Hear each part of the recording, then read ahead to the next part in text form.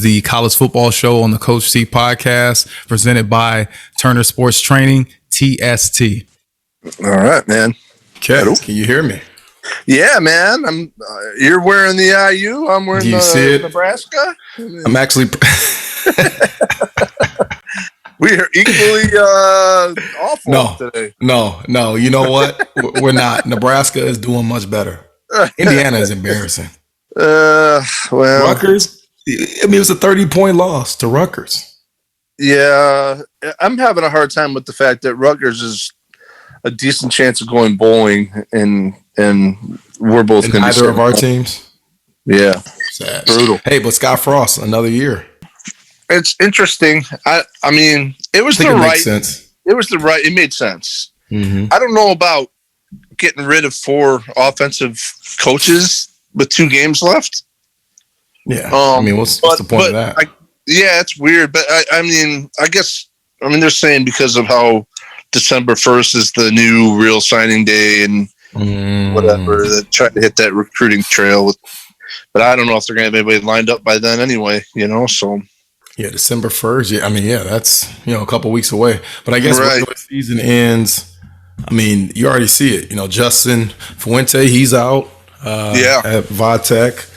Who else is out? I mean, Washington State. We don't know what's going to go on there. I mean, they have an interim. Who else has an interim? TCU interim with Jerry Kill. A few more of those out there. So I'm sure those are going to fill up. There's somebody else who just took a job I can't remember who was kind of a name, and then now Butch Jones just resigned from down to FIU or something. Yeah, FIU, and then he talked about the administration. How they're not supportive of the football program, and I thought that was weird. Yeah, man. Usually you wait until after the Friday after Thanksgiving or the Saturday after Thanksgiving before you see it. Usually, that Sunday is when you start seeing all the heads fall. But there's going to be a lot. The carousel is going to be nuts this year, I think. I mean, it's nuts every year. Yeah. Nowadays, you can. Your guy, Jimmy Lake. Yeah. Washington football team. Look at that. Yeah. Wow. He's out. I mean, 13 games? Yeah. It's crazy, man. Yeah. I hate to see it, but. No, I know. And I don't think smacking the player on the sideline 2 weeks ago helped at all. So it wasn't a good look. Definitely wasn't a good look. No. So I'd say we get right into the power rankings. Yeah, that's cool. And then we get right into the games. Ladies and gentlemen. Yeah. Hey. You know what time it is? Yeah. You know what time it is? Some people are probably like, what time is it? You know what time it is. It's showtime. Well, we're here, man. I'm just going to flow right into it. Why not? We're here. Yeah. I'm with my boy Mook. You are now listening to the Coach T College Football Show with Mook. This is a Tuesday night, 8 o'clock Central Time. There's a little bit of action going on. Toledo is leading Ohio right now. Western Michigan and Eastern Michigan, they are close, 7-6. Western Michigan's up there. And then Bowling Green is playing Miami, and Miami is up 13-7. I feel like literally probably 75% of the MAC is in the state of Ohio. Yeah. and those are the matchups you get. Toledo versus Ohio. You got Bowling Green versus Miami of Ohio. And then you got 2 Michigan schools. So literally it's Ohio versus Michigan in the MAC. It's crazy. Yeah, it is. But yeah, we were just talking about the coaching carousel, how crazy that can get. I think that will be affected a lot by what happens this week in the games that we will preview a little bit later. But before we do that, we will go over our power rankings. I'll start here, Mook. I'll start at 10 and then I'll go all the way down to number 1. Okay. Number 10 I have as Michigan. Number 9 I have as Oklahoma. They're coming off of their first loss of the year to Baylor. That was an impressive win. We talked about it on the show. I didn't think Baylor had a chance, and they proved me wrong. Right. Number 18 for me is Oklahoma State. Number 7 is Notre Dame. Number 6 is Cincinnati. Now, I'm one that I always put precedence on that. If two teams face each other, whoever won that game, I got to put them ahead of the other, especially if they have the same record. So with that being said, obviously I put Cincinnati above Notre Dame, but quiet is kept. I think that right now, if they play that game again, especially in South Bend, but I think even if it's a neutral site, I have a strong inclination that Notre Dame would win that game. But I do have Cincinnati one spot ahead of Notre Dame because of the reason I mentioned earlier. Number 5, I have Michigan State. Number 4, I have Oregon, who impressed me last week. I figured that they would, quote unquote, win big. They won by I think 2 scores last week against Washington State. I know a lot of people thought Washington State could potentially knock them off. Oregon has a true test this coming week against my preseason Pac-12 pick that started off slow, and now they've kind of caught fire at the right time, and that is Utah. So I'm looking forward to that. We will preview that a little bit. And then number 3 for me will be Ohio State, number 2, Alabama, and number 1, the Georgia Bulldogs. Mook, who do you have? I got a number 10, Ole Miss. A nice win last week. Kind of impressive. It kind of made me kind of fall back in their favor because I was slipping with them. But so I got them at 10. I got Michigan at 9. Michigan State at 8. I have Cincinnati at 7. They've been kind of slipping down one by one for me week after week. And, man, I don't know. Lots of things can still happen to get them in there, but I do have them at 7. At 6, I got Oklahoma State. They're growing on me. They're growing on me big time. So I got them at number 6. Yes. Yeah. Number 5, Oregon. And Oregon, big game this week with Utah. Didn't know that it was going to be this big a game earlier on in the year, but Utah's got it figured out, I think, right now. So that's going to be a good one. Number 4, I never thought I'd be saying this, but kind of the way the things have kind of worked this season and how much I think they've improved is Notre Dame. And I know that today's got the win over them, but I just looking at it right now, I don't think they're playing much better Notre Dame right now. Yeah. No. Yeah. Number 3, and I almost bumped them to number 2, is Ohio State. For me, that offense is off the hook. They got defensive issues, but the offense it's unbelievable. They can score. They can score more. When you can score, you got a chance. Last week was pretty amazing. Alabama at 2, and of course Georgia at number 1. So a lot of head-to-head still yet to come in this top 10, though. So lots of crazy things can still happen. Yes, a lot of crazy things can happen. You talked about it last week, and I want to make the point known that, as you mentioned, Mook, a lot of these top 10 teams, they still have a lot of big games left, and a lot of those big games involve 2 top 10 teams. So there's a lot more season left. I know we're in week 12 right now. We're in week 12, right? Yeah, we're in week 12. Yeah. So we're in week 12, and I mean, there's still a lot, fans. A lot of football to be played. So looking forward to seeing how things obviously shake out. College football playoff rankings came out today. Let me pull those up. And it's basically, so it's a lot like my rankings. And the only thing that's a little bit different, you have Ohio State at number 4, you have Oregon at number 3, and then you have Alabama and Georgia. So, Mook, I want to ask you a question because I know a lot of fans are thinking this. Why do you think right now, if the season ended right now and the world was listening to the great Mook and they said, hey, we have our final 4 teams, number 4 would be Notre Dame. Why do you feel like Notre Dame is the number 4 team in the nation right now? I'll be really honest with you, because of the fact that because of Cincinnati not playing well. I mean, they're still undefeated. You can't take everything away from it, but they haven't looked like the team that they did early on in the season. And we know that teams progress. Teams like Oklahoma, I mean, they dropped all the way out for me. They're right there, probably 10A and 10B with them and Ole Miss. But just the fact that the loss was early enough for Notre Dame, and I feel like they've put it together a lot more. I look at it, if they played Oklahoma State, who would win? I don't know. I feel like Notre Dame might edge them out. I would love to see a Notre Dame-Oregon game. I think that would be a really, really good football game. If they play Cincinnati, I think they would win. Michigan State, I mean, it's a push, but I think they're all right there. And basically, I know who my top three are. Somebody got to be 4. Yeah, someone's got to be 4. Yeah, for me, I have Oregon 4. Honestly, to be frank, I'm not too confident in Oregon. I know I said they impressed me earlier with their win last week. With their win last week against Washington State, but I mean, you're at home, and that's the reason why I took them last week, and I took them big. You're at home with everything in front of you.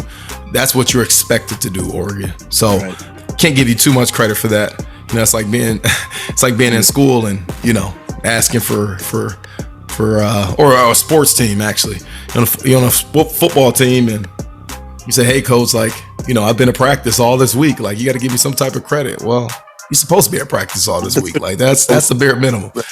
So I think Oregon winning that game was the bare minimum.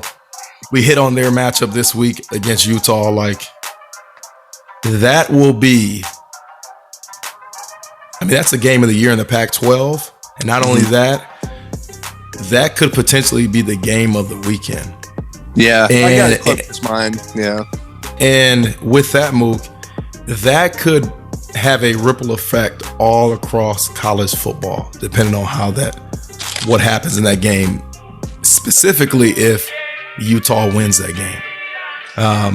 So if Utah, let's put our genie hats on. Let's predict some things. If Utah wins that game, Oregon clearly drops. Who at that point? Let's say Georgia. Georgia plays Charleston Southern. They're going to win that game. Right.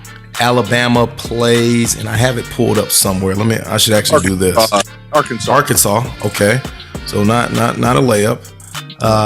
And then for Ohio State, who do they play? Ohio State plays Michigan State. They get Sparty. Yeah. Yes. Okay. Hey, this week with top 25 matchups, you have some glorious matchups. We talked about the Oregon and Utah game, Michigan State and Ohio State. You also have Arkansas and Alabama. You hit on that one. One that I'm really looking at would be, where is that? I guess I already named it. I don't know. So, but I just feel like there are a lot of really good matchups here. But that Clemson and Wake Forest, that should be a good one too, because Clemson's favored there and they're unranked, but they're at home. So that makes sense. That was the one I was looking at. Yeah, Virginia Pitt is a game for their side of the division too. Virginia's only setting the game back on Pitt, so there's a lot there. And if I can, just real quick, we haven't talked about the game yet, but with the Utah Oregon game, it's the end of the season sets up into a weird little round robin. I was looking at the schedule, so Utah, they clinch with the win over Oregon or an Arizona State loss to Oregon State. Oregon clinches the North with a win over Utah or an Oregon State loss to ASU. Those 4 games all will decide it, and then you're going to end up with the winners of those 2 meeting in 2 weeks or whatever in the Pac-12 championship. You couldn't ask for anything better if you're a Pac-12 committee. That are all right there that could win it, and they're all playing each other this week. So it's pretty wild how it's going to shake out. That's pretty cool. That's pretty cool, man. That's how you want it to shake out. If you're starting the year and you're saying what's a dream scenario, that's it right there. All right. So, hey, Mook, we have talked long enough about, potentially what could happen. Let's talk about what's going to happen this weekend with these top 25 matchups. This is the Pick the Winner segment. This is presented by the Coach T NFL Show. If you're interested in the NFL and all that we do there, hopefully you're already listening, number one. But number two, if you're not, take a chance on that. Take a listen at that. It's a great show. We come with great content every week. And we highlight all the top things, all the main happenings in the NFL.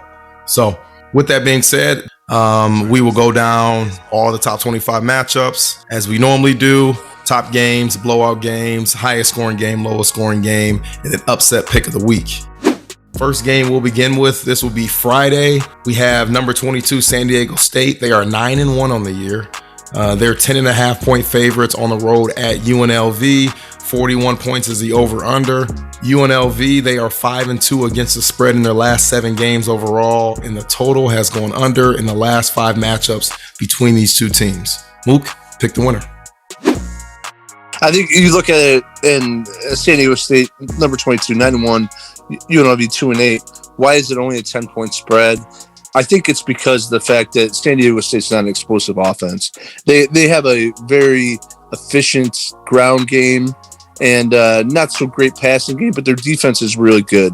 So I think that the 10-point spread, while it may seem like that's pretty close, I think you could have run it end to end with a 10-point win. That's what I expect, San Diego State to do in this game over UNLV. Yeah, Mook, I love it. And I'm a big proponent of weeknight games for the home teams, especially obviously because most of those games happen at night. They have to happen at night. So if it's a weeknight game, duh.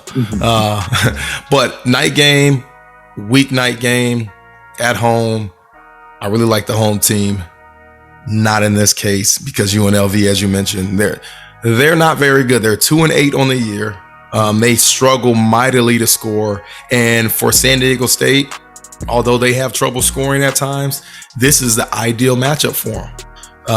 Again, San Diego State is a ground and pound. They play really good defense. Okay, they may not be able to score, but they can stop teams, and they're going to play a UNLV running Rebels team that cannot. They're the walking Rebels because they cannot run at all. They cannot score. They cannot get up and down the field. So for San Diego State, great matchup for them. Play a team they can slow down, make it their type of game, and I have San Diego State obviously winning this game, but also covering that number.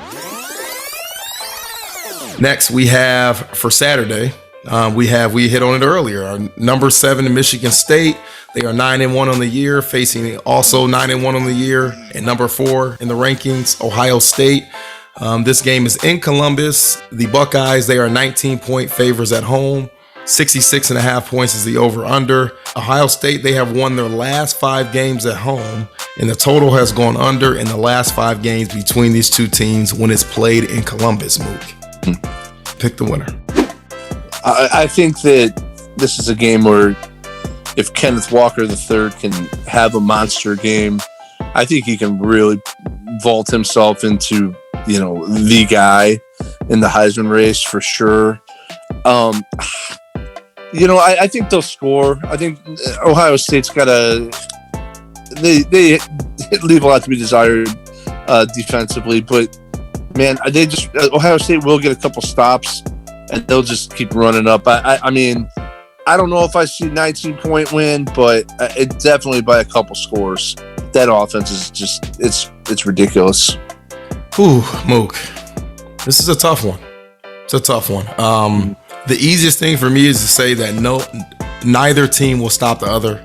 So it's gonna be a lot of points scored in this game. So take that for what it's worth. 19 points.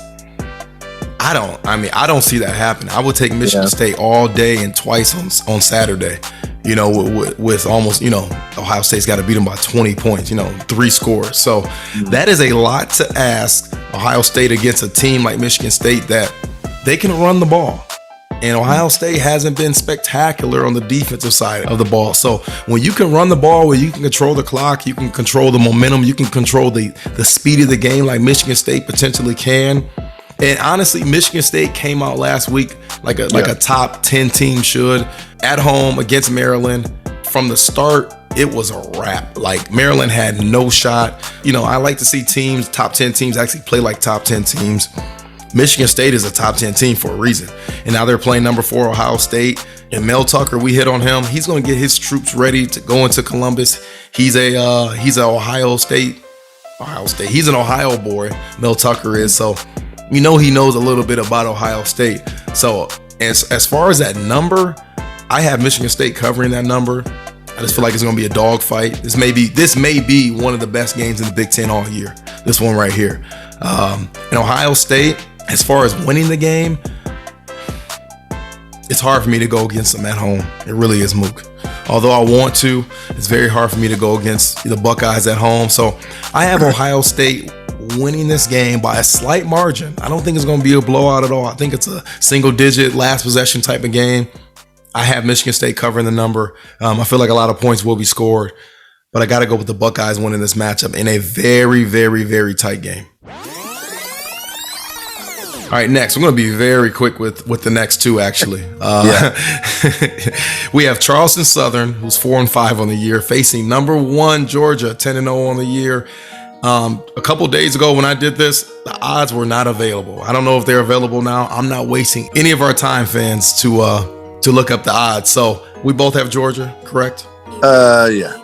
Yes. And just for you guys to know out there, Charleston Southern, they are 3-6 against the spread in their last 9 games overall, and 3-6 against the spread in their last 9 games on the road.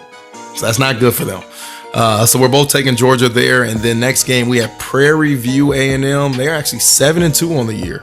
So they're not doing too bad. The FCS team, they are facing number 11 Texas A&M, coming off of that loss to Ole Miss last week. The odds are also not available here.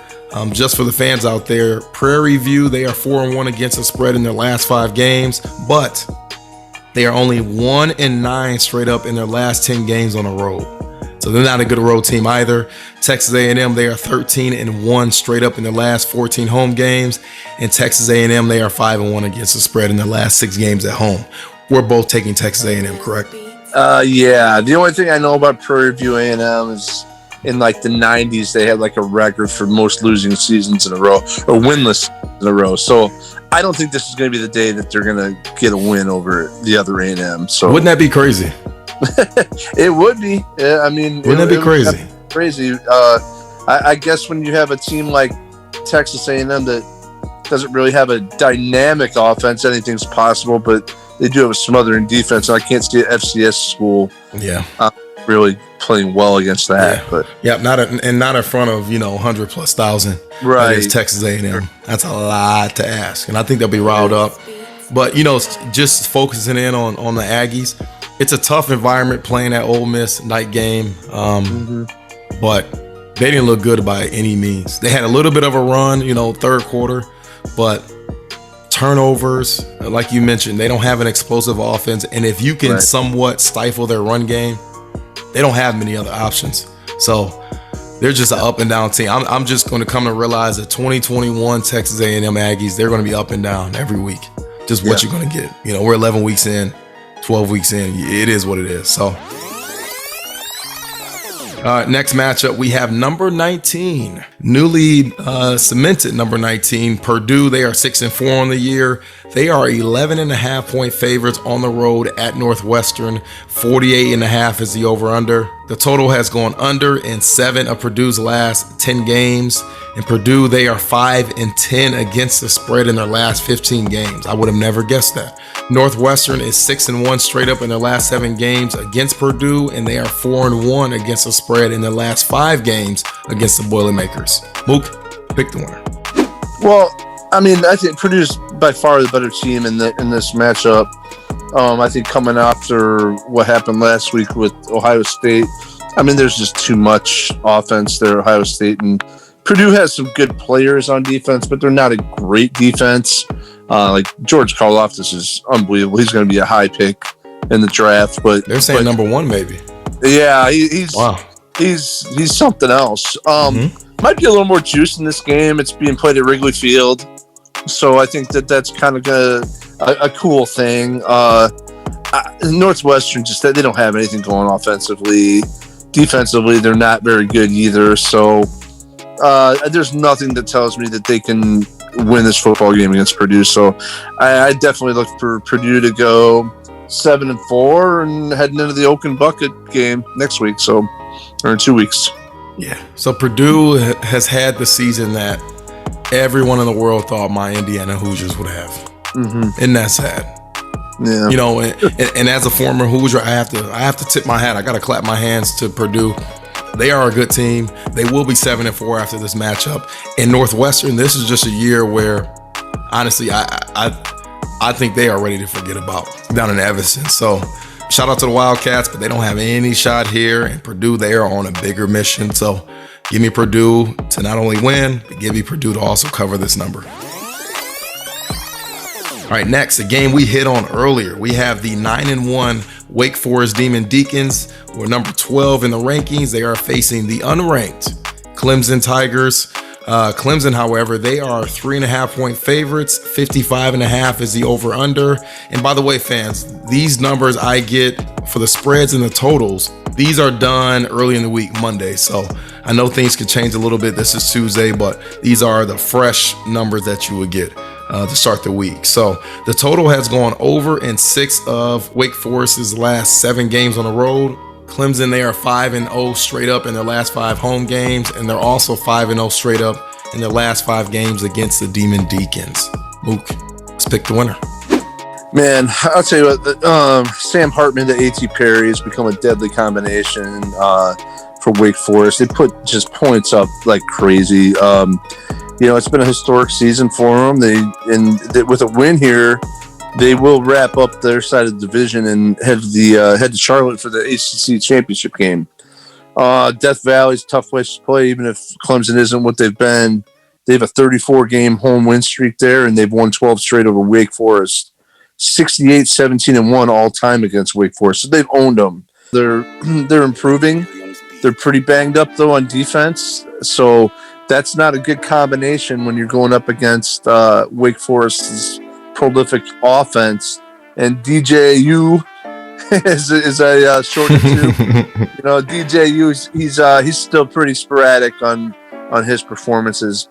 With all the history on their side, and the fact that I just don't want to break my streak of picking against Wake Forest, I am going to go with Clemson. But with the dinged up defense, I still don't see Wake Forest scoring a ton of points in this one, which they have against everybody else. And they don't play very good defense themselves. So I think it's going to be an ugly game with some turnovers and whatnot. But I see like a 27-24-ish game with Clemson maybe sneaking it out. And that's saying they're going to hold them to that. That's pretty wild because they haven't been held probably under 30 this year. So that's my kind of, it's not an upset, I guess, because they're the favorite, but right. It still kind of feels that way. Yeah, it does. Wake Forest has been the better team all season. And they have, like you said, with this win, they wrap up, their side of the ACC. So, that's a lot to play for there. You're going with Clemson, so it's automatic. I have to go with Wake Forest. And I'm not overly confident there because Clemson and Death Valley, it is Death Valley for a reason. It's very tough to play there. It's very tough to not only play there, but obviously win there. And when Clemson is right, even on this quote unquote bad season that Clemson is having, they're still 7-3 on the year. Yeah, one of those. Feel like, does it? It doesn't. It doesn't move. It really doesn't. Talked about.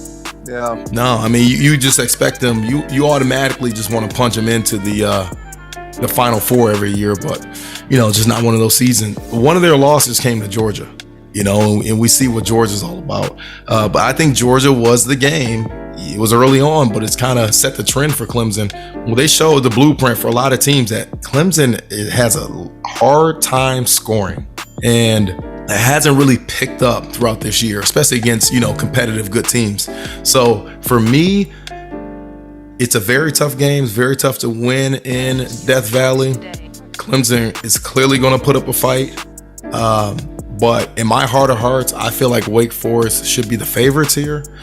I think Clemson is just getting the benefit of the doubt. It's easy to read these names and just expect Clemson to win. But Wake Forest has been the better team. Wake Forest has the better quarterback.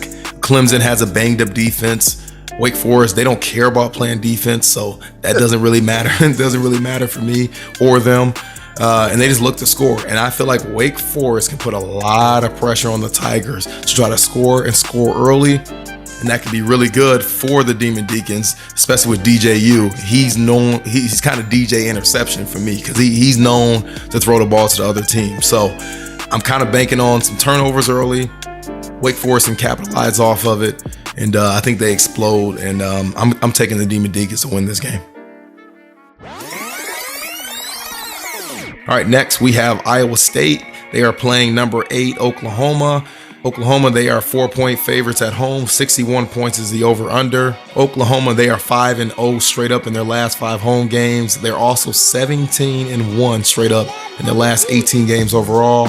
Iowa State, they are 5-1 against the spread in their last 6 games against Oklahoma. So that's key there. And the total has gone over in 4 of the last 5 matchups between these two teams in Norman, Oklahoma. Mook, let's pick the winner. Iowa State's so hard to read this year. They, a miracle, 62-yarder. They got beat by, with Texas Tech last week, a walk-off. I don't know. In Oklahoma, the way that they played last week, and and give the credit to Baylor in that one. They both need a bounce back. I definitely think that it's Oklahoma who bounces back, but I have no idea who's going to be playing quarterback, taking the most snaps. Is it going to be Spencer Rattler? Is it going to be Caleb Williams? I don't know if they know at this point. I do know that Breece Hall only rushed for 51 yards last week, and if he can't get it going on the ground for Iowa State, they don't have a chance. This could be the kind of they do have 6 wins. They're going to a bowl game. But this kind of feels to me like the exit parade for Matt Campbell. I think he takes a job, here real soon after this, because this is probably as good as it gets right now for Iowa State. So a lot of rumors, Mel Tucker to LSU and Matt Campbell to Michigan State. Well, I don't know. I've just kind of heard those, but it kind of feels like maybe he hit his peak at Iowa State, and I don't see them winning this game against Oklahoma this week. Yeah, I'm right there with you. Oklahoma played a terrible game last week. I'm all about the bounce back effect, and I feel like them back in Norman, Oklahoma, with maybe not what they dreamed of. Hopeful to make the Final Four. I mean, they still have a chance. Obviously for New Year's Six Bowl.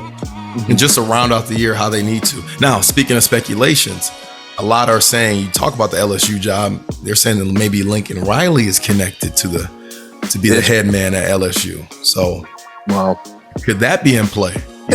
So basically, you got 2 coaches that could potentially be the LSU coach next year. Going head to head in this matchup here. And by the way, I was thinking about it. We forget about another premier job, quote unquote. USC, that's out there, so a lot of opportunities, but getting back to this game, it's a tight number. They're only 4-point favorites. Right. That gives me a little bit of cause for pause, but I do like the bounce back effect. Fans out there, and Mook, if a team doesn't play well one week, I love them the next. And being back in Norman, Oklahoma, I just feel like Oklahoma has one of those classic explosions. I would be intrigued to see what the actual weather is for this game. I don't know why, Mook, but I feel like I look up, if it's one of those kind of cold, kind of Oklahoma, it's not really snowing, but it's kind of like some flurries in the air for some reason. I kind of like Iowa State in that game. But if it's kind of on the sunny side of things, beautiful, clear skies, blue skies, I like Oklahoma. I don't really care who's playing quarterback for them. I think that is a little bit of a conundrum. I have to go with the team that needs a bounce back. I have to go with the team that just has been the better team overall and that's been way more consistent, and that's at home. So give me the Oklahoma Sooners to win this game. Just real quickly, how do you think that both the people, the press, the presidents of the schools, the chancellors in the Big 12 felt this week watching Kansas beat Texas and Baylor beating Oklahoma? They had to be, everybody had to just be laughing. You have to.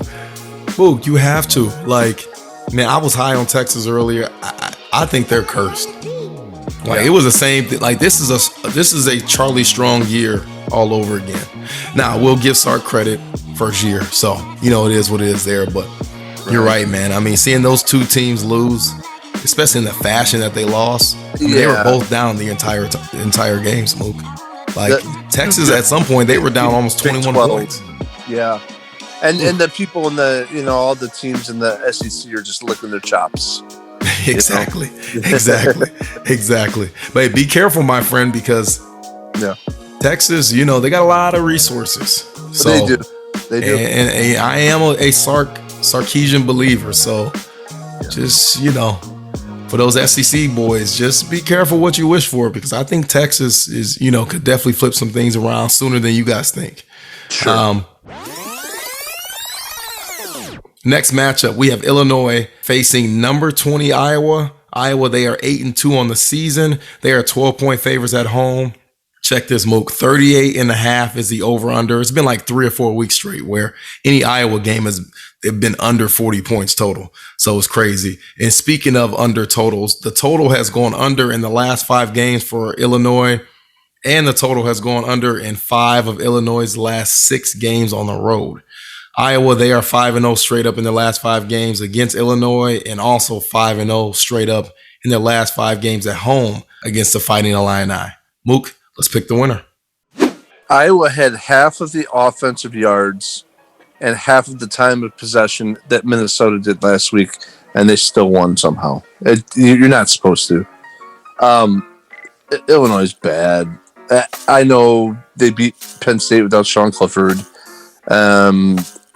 They're not good at football. Iowa, it's going to be... I think that there's one other game that I might take as the lower scoring game than this, but it's right there with that. I like Iowa to win, but this is an ugly football game. One that other than looking at the scores as they come in, I promise you I will not watch. No, I would not watch a second of this game. No way, no shape or form. You would have to literally strap me down and glue my eyelids open for me to be able to watch this game. I'm not doing it, man. But Mook, I do have Iowa winning this game. I have Iowa covering this number. Illinois, they're just a bad team.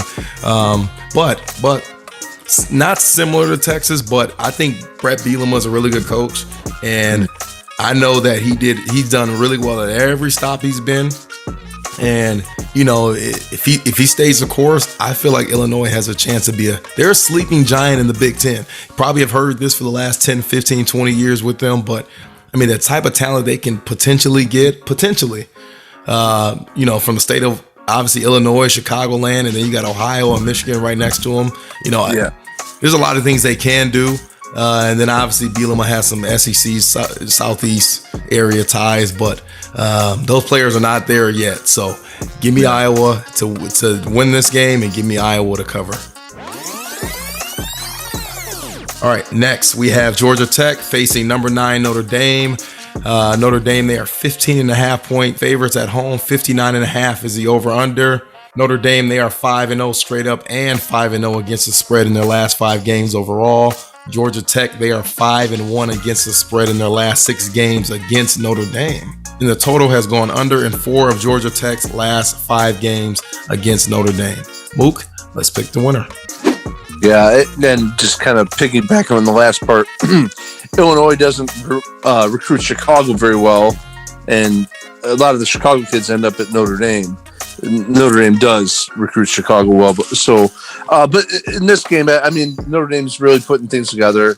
Brian Kelly showing why he's such a good coach. Is beginning of the year, I didn't really feel like they're a very strong football team, and he always finds a way to round them into shape, and that's the way they look right now. Georgia Tech, they've been up and down at times this year, but overall they don't have the talent, and it's at Notre Dame, so it's a place they rarely lose. So there's no reason in the world that the Irish should lose this game, especially with an outside chance at still, making a playoff. So give me the Irish in this one for sure.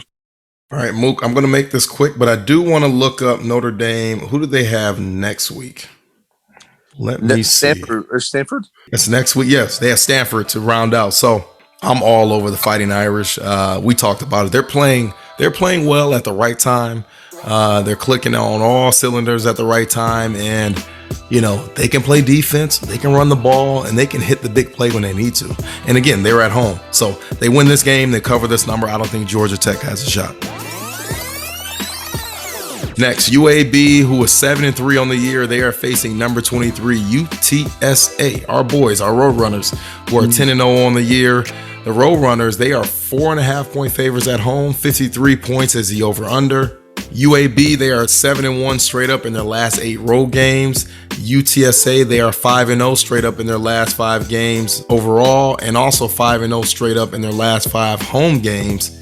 And the total has gone under in 7 of UAB's last 8 road games. Mook, let's pick the winner. UAB had a nice win over Marshall last week, so they got a little bit of things rolling for them. UTSA has just been kind of steady as she goes all year long. Frank Harris, their quarterback, throwing for 2,300 yards, 20 touchdowns, 5 interceptions. And their running back, Sincere McCormick is his name. I'm very sincere. Sincere. Sincerely, that's his name. He's ran for 1,150 yards and 11 touchdowns. And they got 3 receivers over 500 yards. So they can do a lot offensively. They're very balanced. And UAB, I don't know a ton about them this year, but I know that, 7-3 and a win over Marshall and the point spread there tells me that it's going to be a pretty evenly matched game. But I think with all that firepower offensively that the Roadrunners and at home stay undefeated and, maybe go in some rarefied air with a complete, 12-0 season here coming up. So I'm not standing in front of that train that is the Roadrunners, and I know this is true for me, and I'm kind of speaking for you, but don't we all want to see UTSA go undefeated? Yeah, for sure. Yeah. So I'm not going to stand in front of that magical season. So, how do they say it? What was the old meet, beep, beep? Yeah, meet. Roadrunner, meet. So give me the meet, give me the Roadrunners. I love them. There you go. There you go. All right, next we have 8-2 SMU facing number 5 Cincinnati. Cincinnati, they are 12-point favorites at home. 64.5 is the over/under. Southern Miss, they are 8-2 straight up in their last 10 games. Oh, that's obvious. And the total has gone under in the last 5 games in this matchup between these two teams. Mook, let's pick the winner. Man, Sonny Dykes has got a really good offense at SMU. They can put points up, and I think defensively is not really their strength, but I don't know that they can slow down Cincinnati per se. I think Cincinnati can get some stops on them, but just the game being played at Nippert Stadium, I just don't give them that. What's the spread on this again? What did you say that is? It is a 12-point spread, Mook. Yeah. In favor of the Bearcats. Yeah, I think Cincinnati definitely by a couple scores in this one. I'm trying to look this up. What are we? We are. I would have been all over SMU if this was 2 weeks ago. But their last couple of games. Now they smacked up on the Knights of Central Florida. So they kind of got back to form there. They scored 55 points, gave up 28, but they scored 55. And then the week before that, they lost to Memphis. The week before that, they lost to Houston. That was that walk-off kick return. So short but sweet. I would have been more on SMU this a couple of weeks ago, but I think they have kind of been exposed for what they are now. They still are a really good team, really good program. Sonny Dykes, as you mentioned, really good coach, been around for a long time. 8-2 is not bad for SMU, but at the same time, I just feel like they got exposed, and they don't play any defense, none at all. They don't even try to hide it. And Cincinnati, although I'm not high on them, I do have them winning this game, especially at home. This will be a 3:30 kickoff. So Mook, what does that mean? That means that towards the end of this game, it's going to be a night game. So I really like Cincinnati, at home, night game atmosphere. Now that 12-point number, I'm not rolling with that. No, I think SMU can score too well, and Cincinnati can get bogged down too fast, for them to be able to cover that number. But I do have the Bearcats winning the game, And I'm really looking forward to this game, Mook.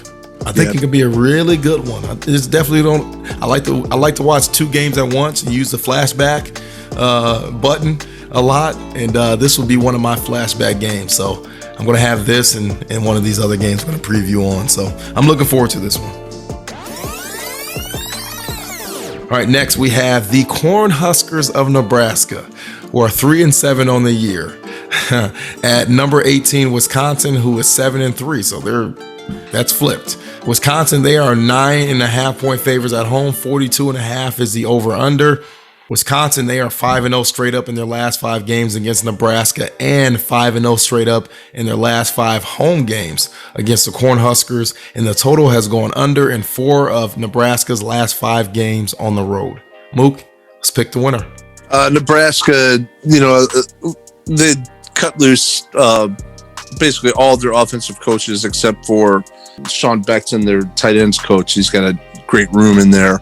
But outside of that, so there's going to be some strange things going on there. I don't know what, the mindset's going to be for those kids.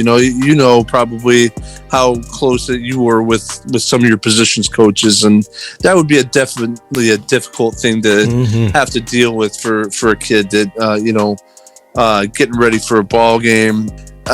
Wisconsin, they've figured out how to run the ball. They were pretty bad at it early on in the season, which is weird to say for Wisconsin, but they have this true freshman now whose name is slipping me. But he's turning it on for him. Now, Nebraska, on the other hand, though, defensively, they've been good all year. They've shut down Kenneth Walker III. They've shut down Travion Henderson. Those two are two of the best backs in the country. There's no reason that they can't keep this Wisconsin running game in check. I just don't know offensively they can do anything to Wisconsin, because Wisconsin is ranked in some categories number 1 or number 2 behind Georgia in total defense. So I picked this for my lowest scoring game of the week, and I think it's a 10-point game or a 9.5 point Wisconsin thing. Nebraska's only lost 1 game this year by over a score. That was to Ohio State. So I would say about a 17-7 Wisconsin win here at Camp Randall. I like it. Man, that was pretty good, Mook. I like it. Were you speaking of the running back for Wisconsin, Braylon Allen? Yes. Number 0? He's really good. Yeah. Really good. Yeah, what is he? He's 6'2", 240 pounds. I did not know that. He's a big kid. Yeah, and he can run. Yeah. And he can run, he can move. Would it shock you to say that I considered this, or this is my honorable mention, upset of the week?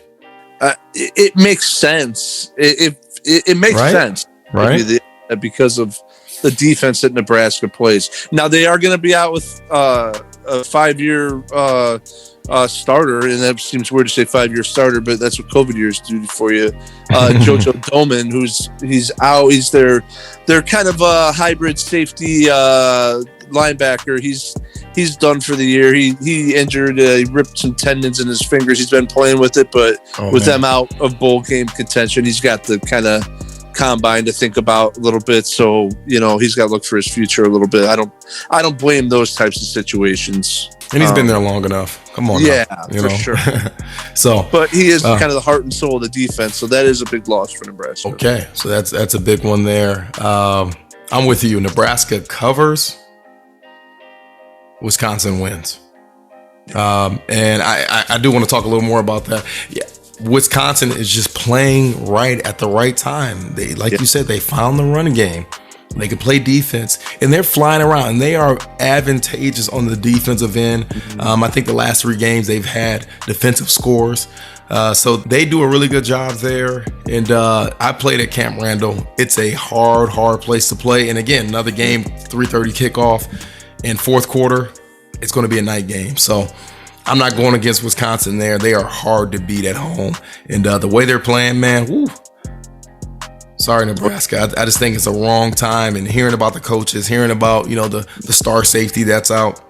Yeah, I think Nebraska will be happy to get out of here without any major injuries, to be honest. But Wisconsin win this game. And yeah, that's that. Next, we have Virginia talked about this one. The Cavaliers, they are on the road against number 21 Pittsburgh. Pitt, they are 13.5-point favorites at home. 66.5 is the over-under. Pittsburgh, they are 6-1 straight up and 6-1 against the spread in their last 7 games overall. And the total has gone under in 8 of Virginia Tech's last 11 games. And also the total has gone under in 5 of Virginia's last 7 games against Pittsburgh. Mook, pick the winner. This is my game for most points. I think this is going to be I think there's going to be a lot of points put up, especially if Armstrong plays for Virginia. If he's back to quarterback, I see a lot of points being put up. A Pitt win, they clinched the Coastal, and Virginia, I guess, would tie them. They'd be in a position of a tie with a Virginia win because they're sitting a game back. Pitt quarterback Kenny Pickett is going off. He's having a really good year, and I think he's going to have a career day, and I like Pitt at home in this one. I love it. Yeah, I see a lot of points scored here. There's no way I would ever tell anyone that I love to take the under on this one. Don't do that, man. Go the other way. It's going to be a lot. They're going to light that scoreboard up, especially if Armstrong plays for Virginia. Armstrong did not play last week against Notre Dame, but I think a part of that was to obviously let him heal another week. But I think also Virginia figures, hey, why throw him against Notre Dame when we have a chance to maybe a little more of a favorable matchup against Pittsburgh that is this week. So I'm with you. A lot of points will be scored if Armstrong plays for Virginia. I actually have Virginia winning that game. I don't know why. Because again, I think a lot of points will be scored. And I've gone against Pitt a lot.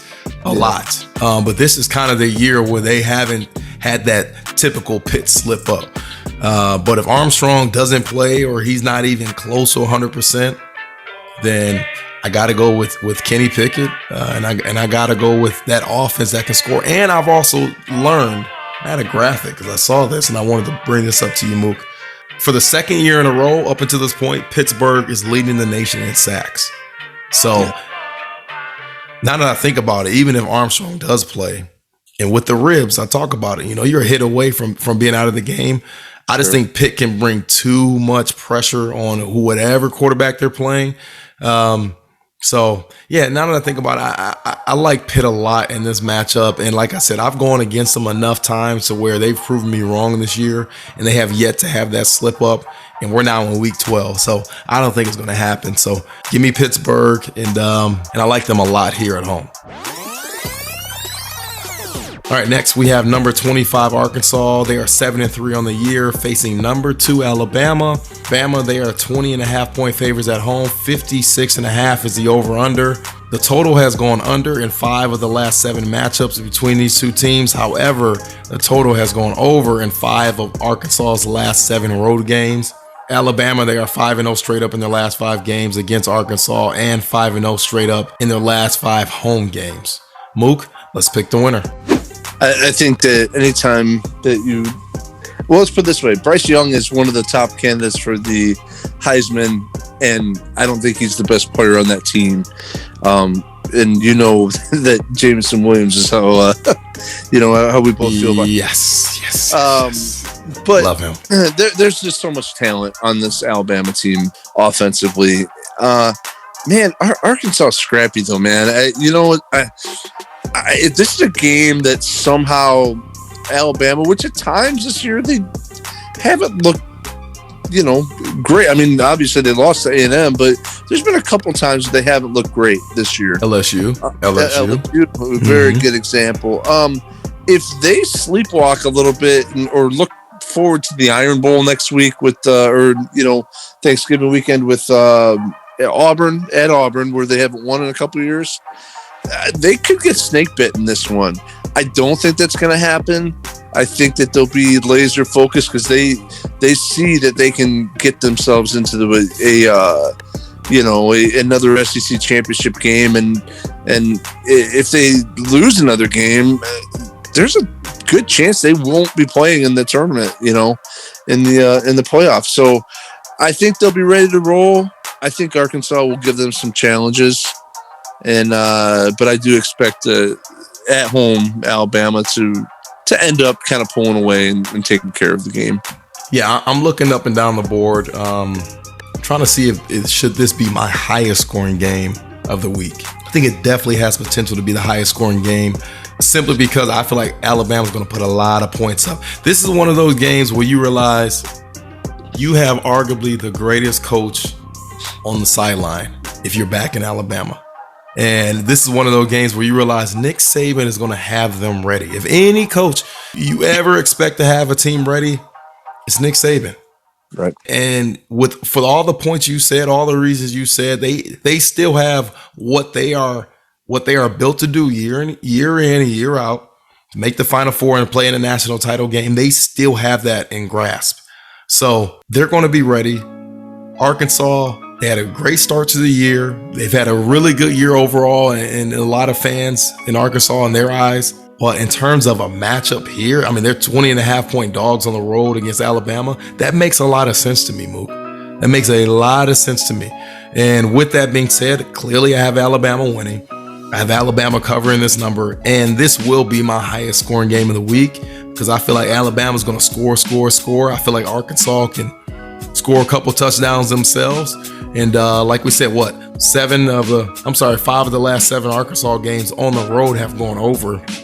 And now they're about to face, arguably 2 of the top 5 Heisman candidates in Alabama with Bryce Young. And my guy, so smooth, so fast, has such a second gear that I don't think a lot of guys have in college football, Jameson Williams, who I absolutely love. So hopefully he's playing for my Lions in a couple years. I don't know how old he is, but I think he's a true sophomore maybe. So hopefully he's playing for my Lions in a couple of years.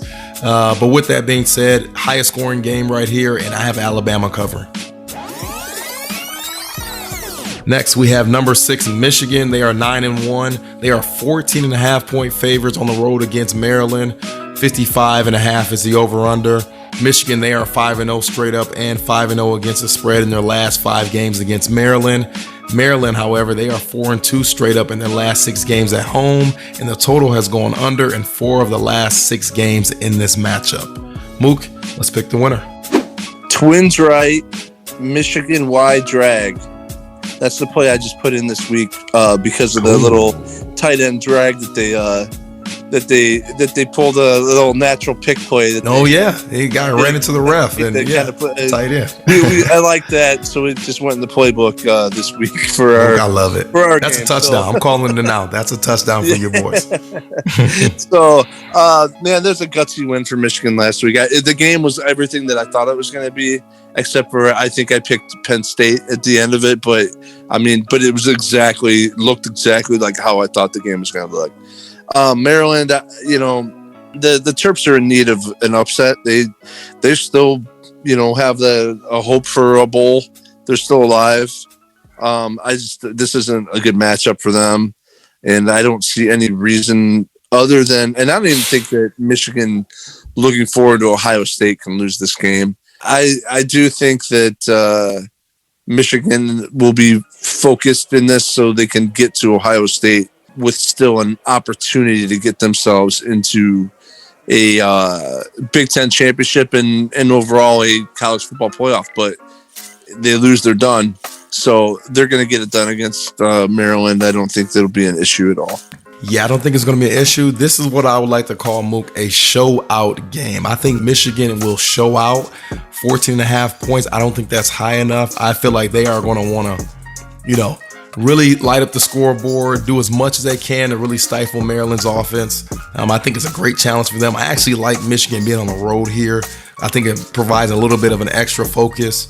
You don't have that sleepy start that you could get potentially at home. So I think Michigan shows out in this game in lieu of their in lieu of their huge matchup against Ohio State next week. I think they want to come into this game flying high. So Maryland, sorry for you, man. I think you're just a casualty here. Give me Michigan and give me Michigan a large. Next, we have Syracuse. They are facing number 16 NC State. NC State, they are 11.5-point favorites at home. 55.5 is the over-under. Syracuse, they are 7-1 against the spread in their last 8 games. NC State, they are 5-0 straight up in their last 5 home games, and they are 6-1 straight up in their last 7 games against Syracuse. The total has gone under in 4 of the last 5 games of this matchup when played at North Carolina State. Mook, let's pick the winner. NC State has a lot to play for still. I know that was a crushing loss last week against Wake Forest, but they can still. I mean, they have North Carolina next week, and then a bowl game. They can get themselves to a 10-win season, which at NC State, that's pretty darn good. I mean, a 10-win season is pretty special for anybody, really.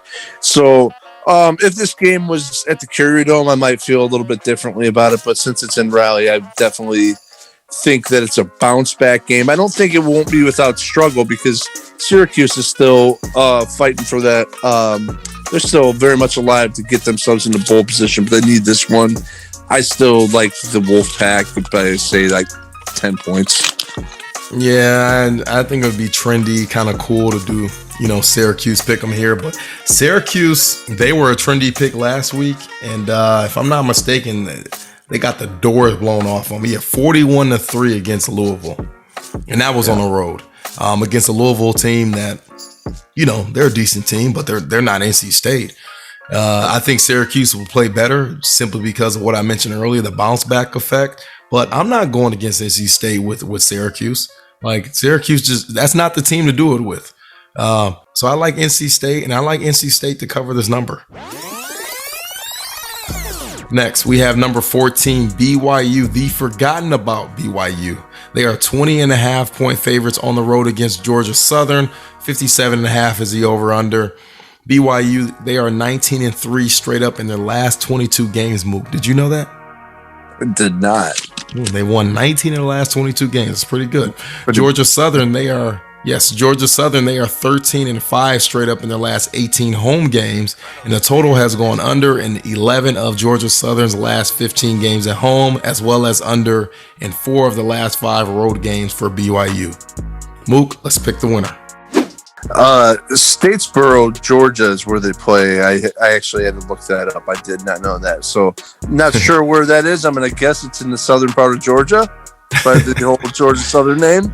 I don't have anything to go by other than just the name. So I know that's a very long way from Provo, Utah, though. So maybe a little jet lag kicks in, and the fact that Georgia Southern apparently plays well at home, I don't think it's going to be enough jet lag that is going to matter too much.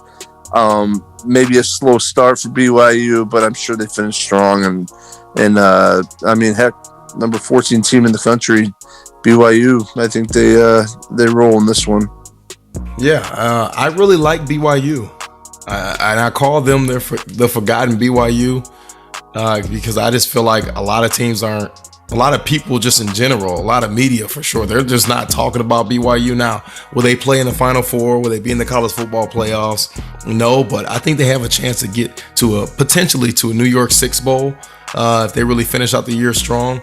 And them being an independent, obviously their schedule matters. And they've played some teams and they've been in some scenarios where, they've played some really good games and they've come out the victor. So I don't think Georgia Southern has a shot in this game. I think Georgia Southern would be happy to collect their check and keep it moving. And for me, BYU with their offense, the way they can score, I just love that. And I love the fact that, again, in their last 22 games, they've won 19. They are very hard to beat. They just are. They're one of those teams that, for whatever reason, they got guys that are 25, 28 years old, and you just seemingly just can't out-muscle them. You're not going to be tougher than them. You haven't had the life experiences that maybe they've had. So they understand the significance of the situation in the moment. And, again, BYU, they have a lot to play for at this moment. So what are they, the Cougars? BYU Cougars? Yeah. Sounds about right. Yeah, so give me the Cougars. Give me BYU on the road against Georgia Southern. They got that man strength. Like, they can move like couches. They got that daddy strength. That papa strength. That's it. They can tie stuff down in a car and a truck, and they get the dad. They know how to change tires. They know how to they know how to move lumber. They don't do all that stuff, all the dad stuff, man. That's it, man. Move bags of grass after cutting the grass. They can do those with one hand. They can move them. They can do all that stuff. And I'm pretty sure they all wear like white New Balance shoes. I'm not positive on that. I don't know that, but I think that. And I'm just gonna say that for fact. It's the right colors, the white with the blue and so with the calf high socks. Yeah. Calf high white socks. For sure. And cargo shorts. There you go. So we both have them here. And I just love BYU. So next we have number 13 Baylor coming off of their fresh win against Oklahoma. They are 1-point favorites on the road against Kansas State, who is surprisingly, Kansas State has only lost one more game than Baylor. They are 7-3 on the year.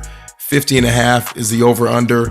Baylor, they are 4-1 against the spread in their last 5 games. Kansas State, they are 4-1 against the spread in their last 5 games at home. And the total has gone over in 4 of those games at home for Kansas State. However, the total has gone under in 4 of the last 5 games in this matchup at Kansas State. So, couple trends that contradict.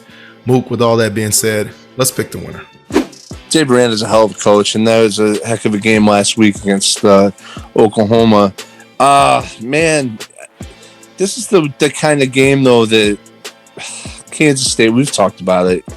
They win one of those games they're not supposed to, and they lose. So I don't know if this is that game. I guess I want to feel like Baylor is turning some type of corner, and that they're going to keep rolling because they have a lot to still play for. A chance to get themselves into a Big 12 championship. Kansas State, though, man, this one's kind of tricky to me. I'm going to go with Baylor, but if this became a Kansas State win, if this would be the upset, it would not shock me because this is the kind of game that Kansas State wins. So give me Baylor, but a little shaky on it. You don't feel too good about it, right? No. They call what? Kansas State the Little Apple? Yeah, Manhattan, the Little Apple. Manhattan, the Little Apple. Okay. Yeah. I'm going with Kansas State. Yeah. I'm going with Kansas State, Mook. For the people out there, 1-point favorite on the road at the Little Apple. Coming off of that win against Oklahoma, if anything, you think they would boost the number up. The boys in Vegas. You think, it'd be kind of, but that just shows the respect they have for the Wildcats. Their little running back, I think his name is Deuce Vaughn. Deuce Vaughn. Man, he is electric. And trust me, fans, if you haven't seen him yet, please check this game out and see him. You may need your binoculars to see him, even on the TV screen, because he's tiny. He's legit. I don't think he cracks 5 feet, but he can run. He can make you miss. He's just a hard guy to tackle. And to me, this also has potential to be my lowest scoring game of the week. I don't feel like a lot of points will be scored here. And actually, let me make it that. This will be my lowest scoring game of the week. Simply because, again, I think a lot of running is going to happen. I think it will be a true 4-quarter battle. I don't think you'll have a winner decided until the clock runs out. But I think this would be one of those last possession type of games where you're looking at 10-17 type of game, and I think that last touchdown would be late. I'm like, I think it'll be 3-3 score at halftime. Like, I just think it's going to be that type of game. I think both of these teams understand that anyone can win this game. The team that makes the fewest mistakes is going to win. The team that gives up the least amount of explosive plays is going to win. And I just feel like these teams will play a very tough matchup and a very tough battle. It'll be very close until the bitter end. And I think for Kansas State, them being at home, I want to go with the home team. This will be a night game. We've hit on it numerous times. I love those night games for the home team. So, in a small, but it is small upset, give me the Kansas State Wildcats. All right, next we have number 17 Auburn. They are 7-point favorites on the road against South Carolina. 44.5 is the over-under. Auburn, they are 8-1 straight up in their last 9 games against South Carolina. The total has gone over in 4 of South Carolina's last 5 games. However, the total has gone under in 9 of Auburn's last 11 road games. In South Carolina, the Gamecocks, they are 4-1 straight up in their last 5 home games. Mook, let's pick the winner. Auburn's a better team here than South Carolina. South Carolina, not especially. I don't know that there's nothing that stands out about South Carolina this season.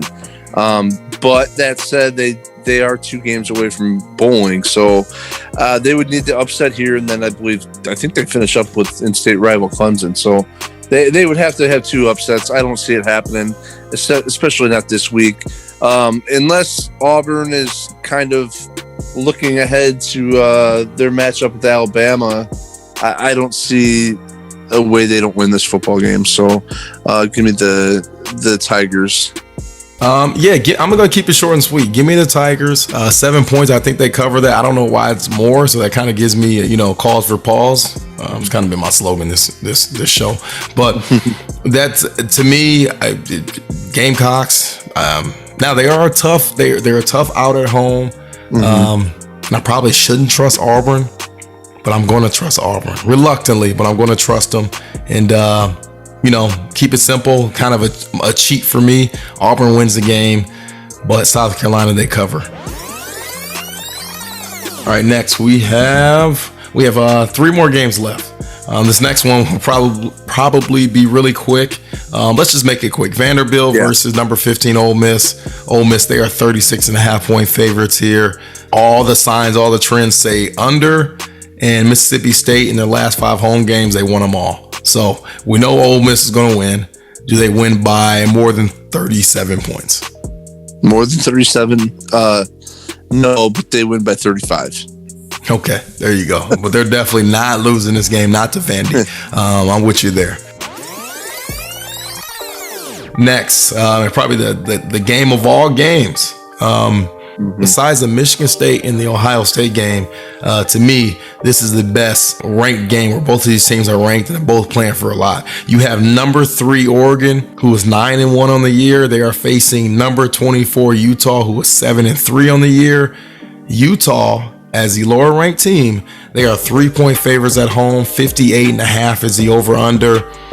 Utah, they are 5-0 straight up in their last 5 home games, and the total has gone over in 7 of the last 8 games in this series, and the total has gone over in the last 5 games overall for Utah. Mook, let's pick the winner. Utah quarterback Cam Rising is taking over for Brewer. They've been a totally different team with him at quarterback. The running game with Tavion Thomas he's averaging 6 yards a carry, and they have a tight end that since Cam has taken over has been an end zone target for him. They're doing everything right now. They had early losses to BYU, San Diego State, and then October 23rd they did fall to Oregon State.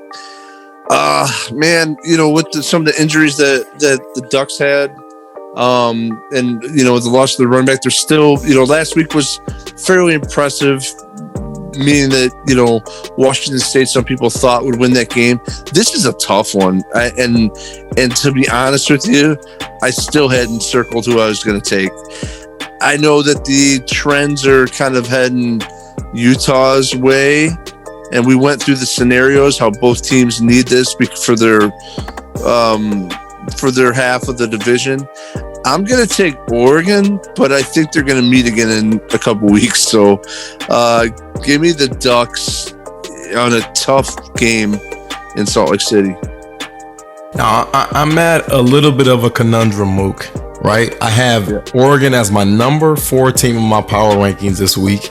So clearly I value them, and I told you I think last week was a win or a game that I felt like could get tricky for them, and they solidify where they needed to be this week. But on the other hand, I have Utah, who we all remember they were my team to win the Pac-12 to begin the year. They are my original pick. So do I go with my gut in Utah, in the team that I originally selected, or do I go with the the current team that I feel like is the better team? I don't know. But what I do know is that this will be a wonderful game. This is my game of the week, Mook. I will be up late for this one. And you know what? Utah, and this is why, they were my original pick. Kyle Whittingham, their coach, he preps his teams better than anyone, probably other than Nick Saban in college football. He has done that for, over a decade now at Utah in Salt Lake. And they are a very, very hard team to play at home. And for a team like Oregon that is vulnerable, that is without their star running back, Verdell, I think Travis Dye, their second running back, he's done a fabulous job, replacing him. But Anthony Brown is a question mark for Oregon. What type of Anthony Brown quarterback are you going to get? And right. Utah, when they're playing well and they're playing at their best, they're playing great defense. They're smothering you, and they're able just to really just control the game. They're kind of like, they model themselves kind of after a traditional NFL team where they're able to run, they're able to play defense, they're able to control the clock. And if you're facing them at home and you have a quarterback that can be a little sporadic, they can get after you. So with that being said, Mook, you're taking Oregon, and I guess what would be the quote unquote upset, but I'm going with the boys in Vegas. I'm taking Utah to win this matchup. I'm rolling with the team that I originally selected to be my Pac-12 winner. And this is why I selected them for games like this at home. When it matters the most, they can get it done. Like it. All right, last but not least, we have number 10, Oklahoma State. They are 10.5-point favorites on the road against Texas Tech. Texas Tech, they are 6-4 on the year. 56.5 is the over-under. Oklahoma State, they are 5-0 straight up in their last 5 road games, as well as 5-0 against the spread in their last 5 games overall.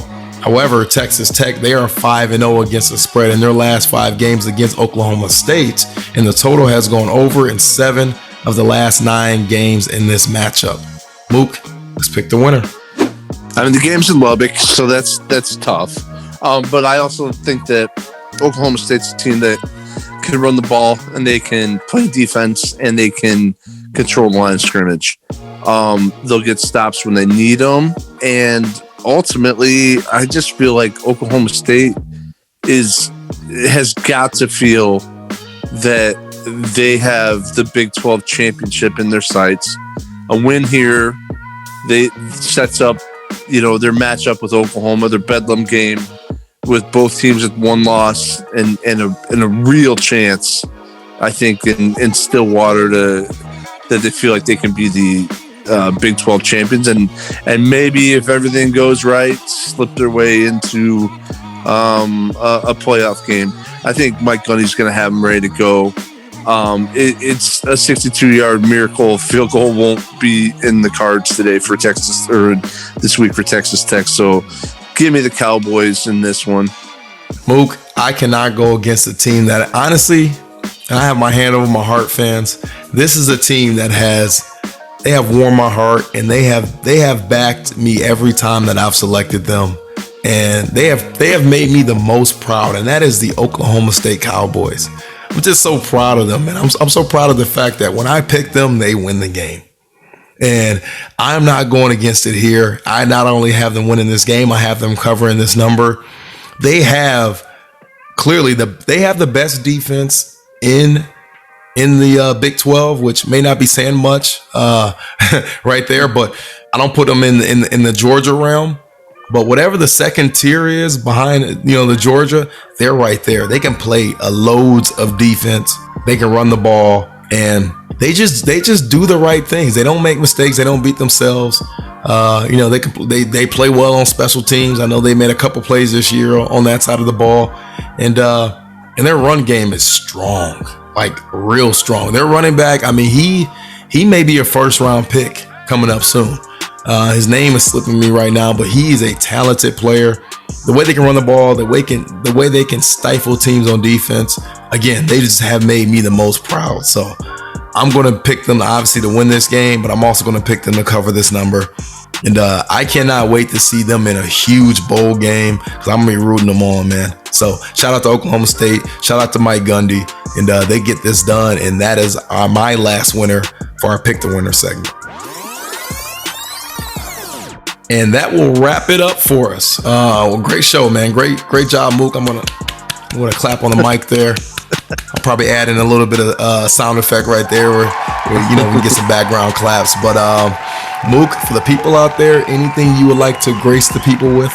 Nah, just getting my little brickies ready for their semifinal matchup in the Midwest Regionals against the Illinois State champion Park Ridge Falcons, who finished 4th in the nation last year. So we have our work cut out for us this week. So, but yeah, but that's okay because that's what you want. That's right. That's what man. you want. You want to play the good teams. You want to play the good teams. So you want to play in the games that matter. That's right. Win, lose, or draw for these young kids, like it's going to be a game they remember. Like when I was their age, I never played in a big game like that. Like they'll remember it. So, what time's that game? What day? That is going to be on Sunday the 21st at noon against Park Ridge and at Chesterton High School. All right, fans, and I put it on the mic a few weeks ago.